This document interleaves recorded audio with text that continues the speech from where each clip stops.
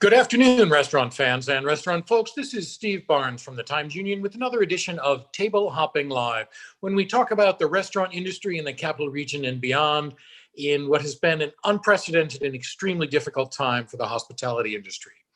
My guest today is Melissa Fleischut. She's the CEO of the New York State Restaurant Association, and she is just coming off the annual meeting of the Restaurant Association that they had last week in the Finger Lakes. So welcome, Melissa. Steve, glad to be back. Now, how long have you been, how many annual meetings have you run as the head of the Restaurant Association? I have been CEO since 2013, so I guess that would be 7. And how different was this one?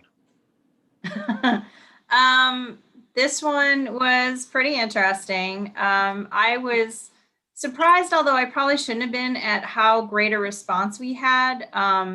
In following all the COVID rules, we did have to limit our attendees in person to 50 people, and we had 50 people. I was very surprised by that, but I probably shouldn't have been because, you know, the restaurant industry, hospitality industry in the broadest sense is ready to be at work and at play and to do all the things that they used to do. They know all the guidelines and the rules. So it was pretty easy on our side of, you didn't have to worry about telling people to wear their masks. They knew that. And, the facility really did a great job of helping us spread everybody out, keep space. So it was really nice to see people in person instead of over Zoom calls for a change. Right. Now, was there anything positive? I mean, what did you hear from people that, if at all, that made you say, well, this is good, I think? Yeah, it's still a very interesting state dynamic. It always has been with the city compared to upstate, but I think COVID-19 has maybe deepened that chasm, if you will. Things in New York City are obviously much harder right now than they are in the other areas of the state for those restaurants that have been able to open up, have a good summer season with outdoor. I think they seemed to be more optimistic and doing better than the restaurants in New York City that have just opened at 25%. And didn't open until September 30th. I mean, whereas locally it was mid-June that they could have indoor dining, outdoor dining early June, and New York City didn't even come to 25% until September 30th. So, and a lot of the bigger places, the more famous places in New York City, haven't even opened it at all, like 11 Madison Park and places like Danielle and Jean-Georges, the real flagships. Whereas, we have across the spectrum of restaurants upstate and across upstate, whereas New York is difficult. So did the upstaters have anything positive to say to their downstate colleagues? Like, it can get better, or with the winter coming, it may not? Yeah, I think that they did have some positive messages to share, that consumer confidence will grow as you open up your doors to indoor dining and have people start to come back inside. Don't get discouraged if they're not back in the first few days or even the first week or so, that it took time to build that consumer confidence back up, but that they will come back inside, and things will start to at least get to a point where 50% capacity would be something you would really want and see guests ask for. So again, that's the trajectory for New York City, is that we hope they get to move from 25 to 50%. Everybody's watching these clusters that we have in New York City and Orange and Rockland and now in Broome as well. So I think that the positive message though was that, don't lose hope that they won't come back inside, because they will. But it does take time to rebuild that consumer confidence. Where do things stand with federal assistance? Because there was some hope a couple of weeks ago when the Restaurants Act was included in the much larger federal assistance bill. And I know there was even some talk of Chuck Schumer making an announcement from an Albany restaurant. And then boom, the next day his staff said, sorry, there's no announcement to make because the president walked away from it and then maybe came back and then didn't. So where do we stand with that? At this point, the last word that we really had was the president saying that he didn't want to negotiate on a larger package at this point. He has indicated that there's some interest in doing something smaller, like the stimulus checks that were previously issued by the federal government. I don't think there's going to be much agreement on that. They're very far apart, obviously, on what size the package should be and how much should be included in it. Senator Schumer, as you mentioned, has been a huge advocate for the industry. So we thank him, and other members of our congressional delegation from New York really seem to understand how bad this has been for the restaurant industry, upstate and in New York City, throughout the entire state. But I don't think at this point, based on the fact that the Senate's already started these confirmation hearings, that they're going to get to a COVID relief package prior to the election. Now, they might be able to do something after the election before January, or it might even get pushed into January. So at this point, we don't know what that looks like, but I would be surprised if they can reach an agreement prior to the election. Now, your association had a survey a few weeks back that was pretty dire, that said, we need help, or we could close by the end of the year. From the people that you talked to at the meeting, had anything changed in some of those assessments? Yeah, a little bit. When that survey was done, New York City wasn't open for indoor at all. So that has definitely changed a little bit. I know that it's still too early for them to tell if that's enough to sustain them through the next couple of months. But that's definitely one of the factors that was not part of the survey. The survey back in August that was done said that about 64% thought they were unlikely or somewhat unlikely to be able to make it to January 1 without additional financial relief. So those numbers may have changed slightly. But again, it's going to depend, I think, a lot. If we don't get federal aid, then we're going to need something else to shift. So capacity indoors is going to have to increase in the areas where there's a low infection rate. Gathering limits, we've been pushing for above 50 for the catering industry. So something is going to have to move for us to be able to get in a better financial position, because right now most of them aren't breaking even. Right. And I think also from your survey, maybe it was the National Restaurant Association,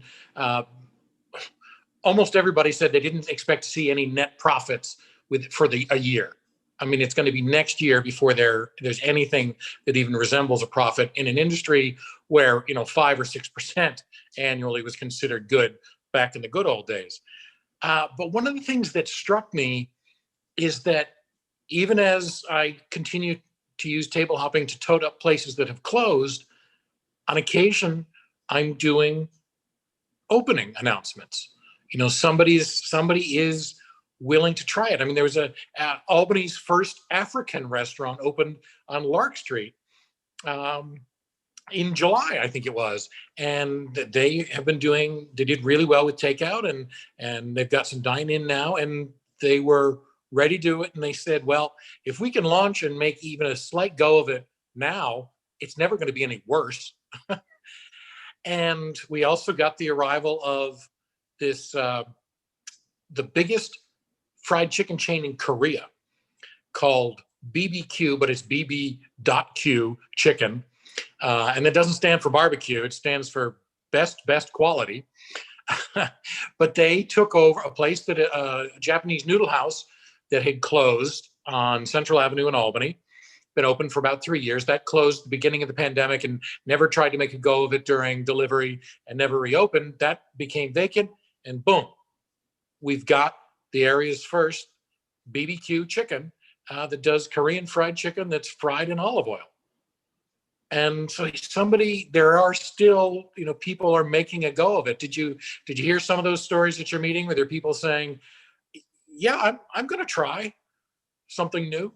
Yeah, I mean, we definitely talked a lot about, we had some brand new members that were there, which was encouraging for us to see people for the first time become part of our organization and participate in our conversations. I think it was exciting to see their ability to share information. Sometimes in the industry, you have people who view each other as competitors, but for them to be able to knock down those walls in an association environment and share best practices and share ideas of how to get through this together as one industry, that to me is always very encouraging. And, you know, I think the owners and operators that we deal with on a regular basis are just such amazing, creative thinkers, sometimes to, you know, the chagrin of some of the agencies out there, but boy, are they coming up with new and interesting ways to try and deal with these guidelines and figure out how to make it work for them. So kudos to them for trying to keep pushing forward and get through this and make it to the other side so that they can keep serving everyone. Well, what did you hear that was interesting?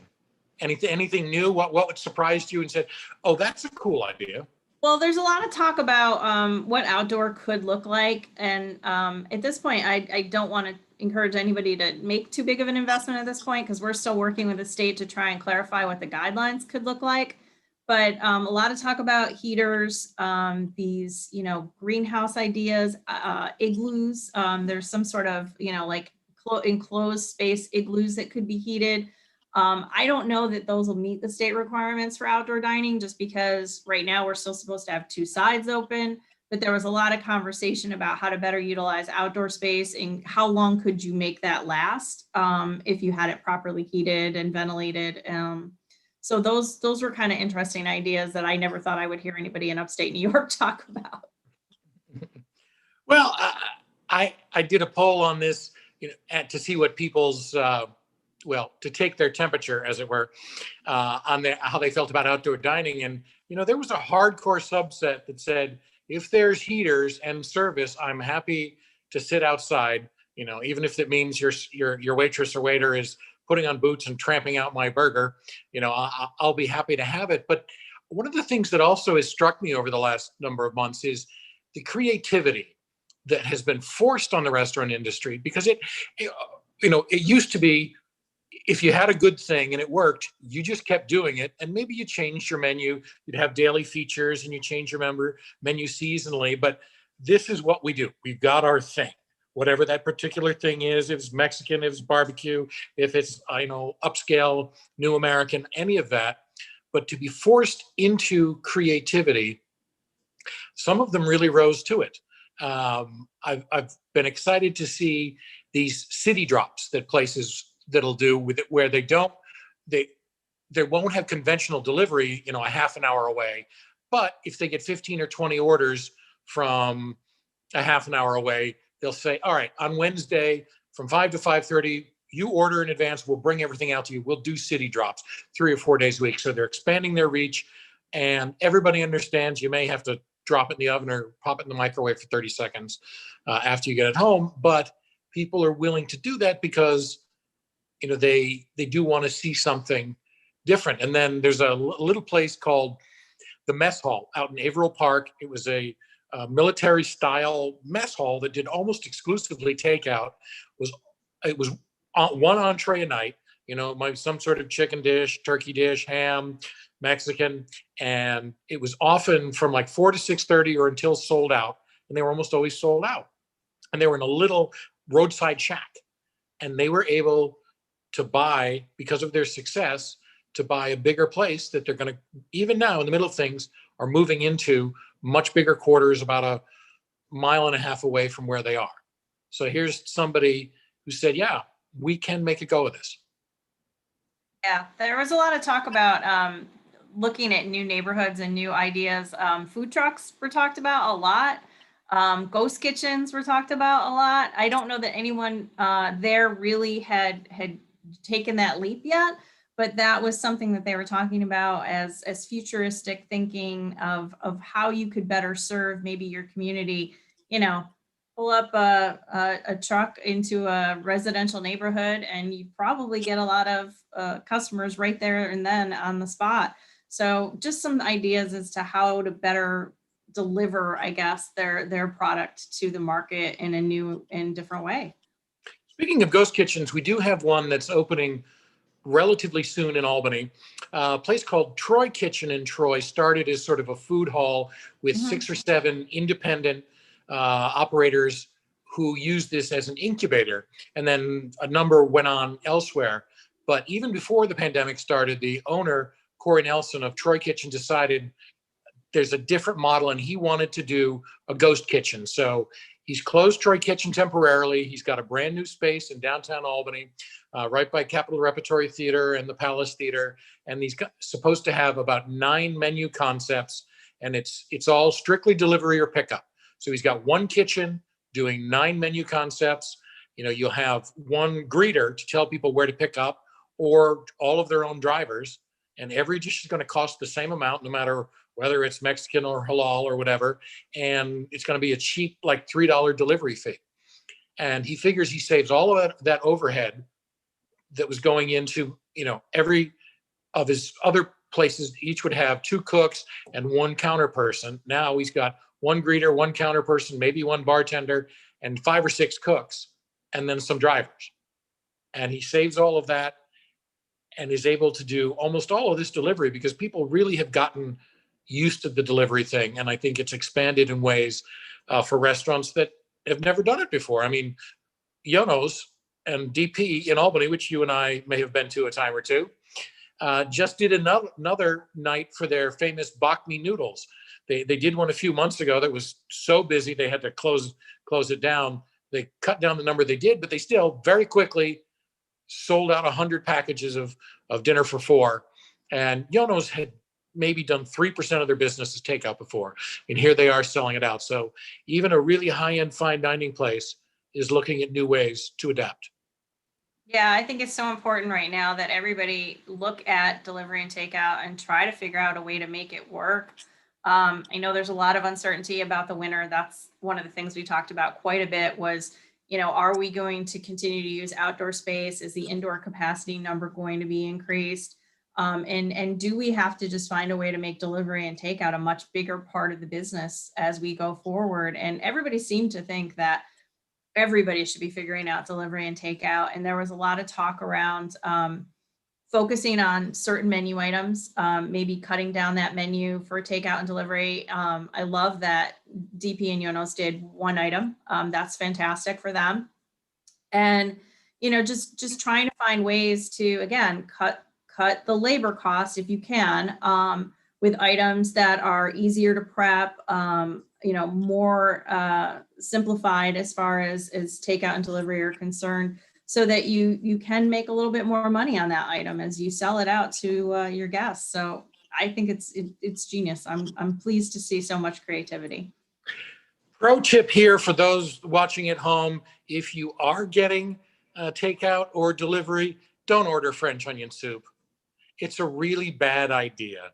French onion soup with that raft of bread and the molten cheese on the top, there's no way to get it to you at home that's going to be remotely acceptable. They either don't put the cheese on, or they give you cheese on the side and you can broil it yourself, or your cheese is going to come off on the bottom of the foil or the plastic. So just don't order the French onion soup. It's not going to be bread gets soggy.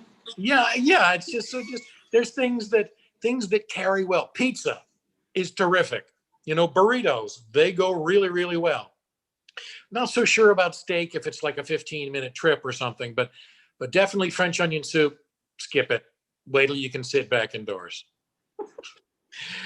All right. This is Steve Barnes. I'm talking with Melissa Fleischut, the CEO of the New York State Restaurant Association. She just had an annual meeting with 50 of her members. And generally, she said it was positive, and people trying to think positive even in a difficult time. Melissa, I'm sure you and I will chat again soon in the future. I appreciate you being the guest again here today, and we'll talk again soon. Thank you. Thank you, Steve. And for everybody listening at home, Table Hopping Live is now adapted to a twice monthly format. So we'll be back in 2 weeks, again at 1 p.m. on Tuesday. Thank you. And until then, eat well,